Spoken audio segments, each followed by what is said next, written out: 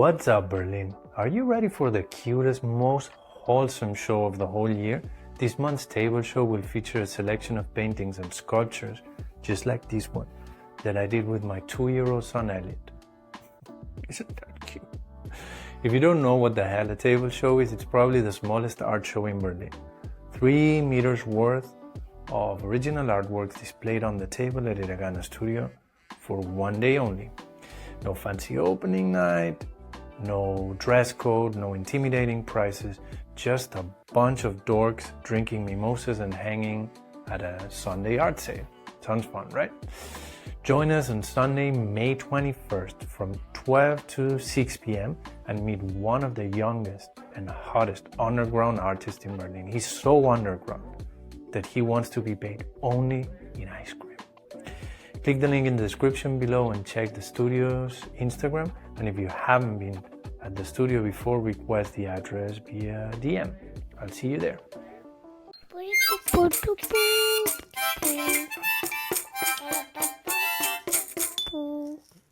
Hola, Pato. Yeah, I still sound like dog shit. It's not that I've been drinking 2 weeks in a row, it's that I just changed clothes. And it's still the same hangover day. I'm shooting 2 episodes on the same infamous hangover day. Let's keep it light and fun for this one and away from systemic racism. There's a story that I always loved as a kid. I don't know if it's true or not. I will never research it because I never want to find out that that's not actually accurate. I love it as it is. And like this, it will stay in my head.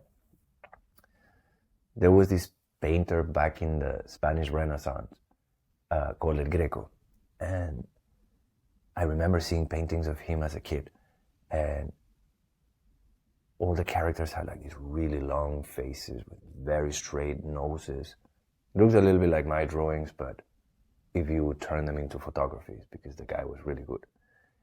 And he was so odd and out of time, or ahead of his time. One could argue that perhaps, it was the most subtle sign of expressionism before, like centuries before that was even a thing. Turns out the dude had a problem in his eyes and that he just saw people like that. He saw things longer than they actually were. So he was totally convinced that he was killing it with hyperrealism, and things were so much more interesting because of his inability to be accurate and to have like this photorealistic take on his subject matters, right? Something along those lines happens with me and outsider art and folk art. There is something more interesting about honesty than technique, at least to me.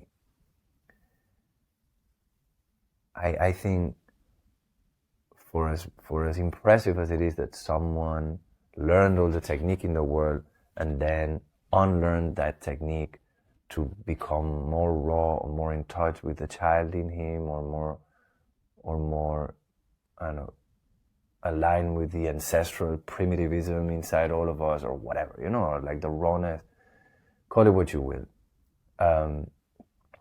It's always a really interesting path to see someone let go of their ego and letting go of the need of like showing everyone how good they are technically.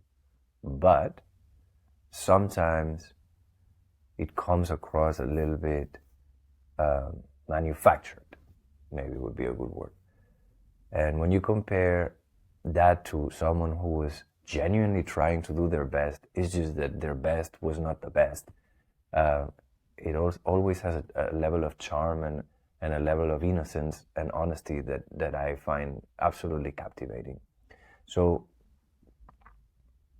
I think this is something that to me is very clear with art, and it's starting to become a similar approach that I have when it comes to tattoos.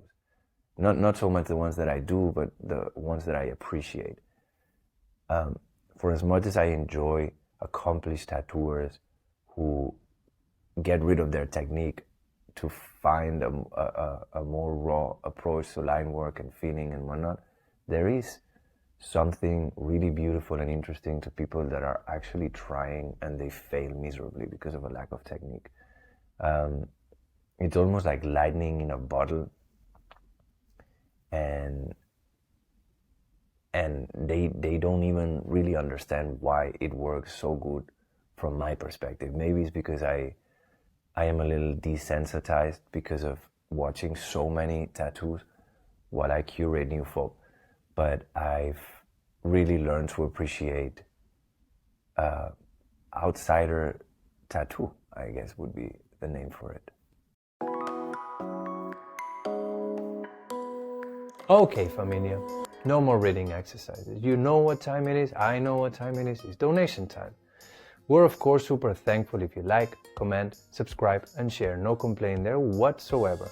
But we also need some money. A man has to eat.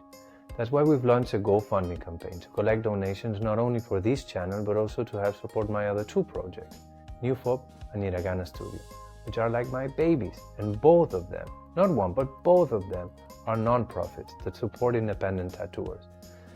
The work that I do there is pro bono. It is a really fancy way to say for free. So the cool thing about GoFundMe compared to other crowdfunding platforms is that it's not all or nothing. This means that you don't need to reach the campaign's goal to have access to the donations. So every donation that you send minus a little percentage for the platform will find its way to us and help us sustain these projects. Click the link in the description below, read a bit more about the campaign and help us continue the good work.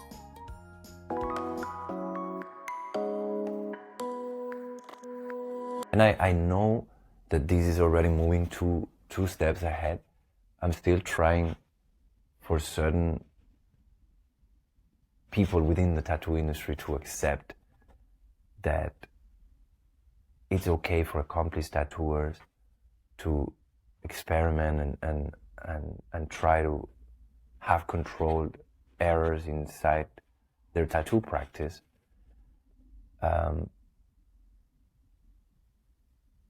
I think this might be step one. And if I would be able to convince people that should be absolutely not only allowed but encouraged like it is in any other art form, most people would argue like, okay, you got me there.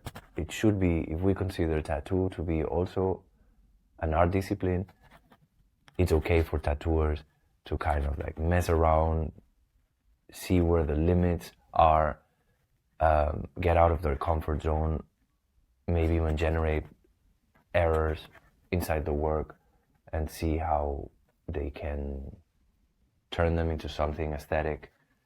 But there has to be an intention behind it. You cannot tell me that someone who just grabs a machine, doesn't know what they're doing, and does something that happens to be interesting, you cannot tell me that tattoo also has value, has artistic value. It kind of does. It kind of does. And I think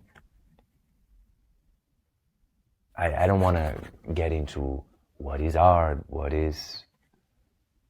is the artist and whatnot, but there is 100% value, not, of course, not in all pieces done by amateur tattooers, but sometimes pieces done by someone who has zero experience have more character and more personality than the work of a really accomplished tattooer.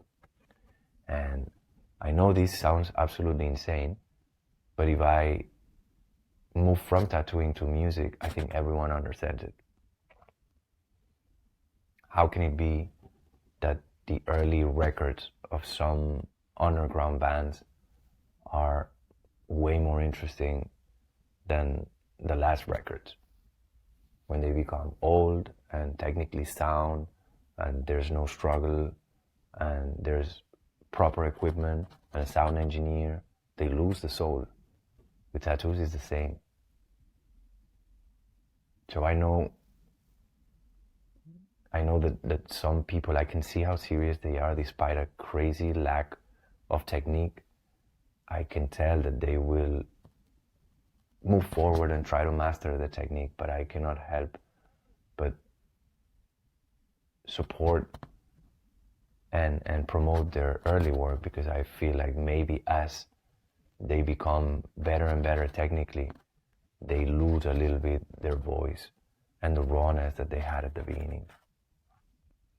That again is a conversation for another time, but perhaps it would be interesting to talk about how it is that you can gain technique without being enamored and falling in love with the idea of showing off how much technique you can, and leaning towards styles that are very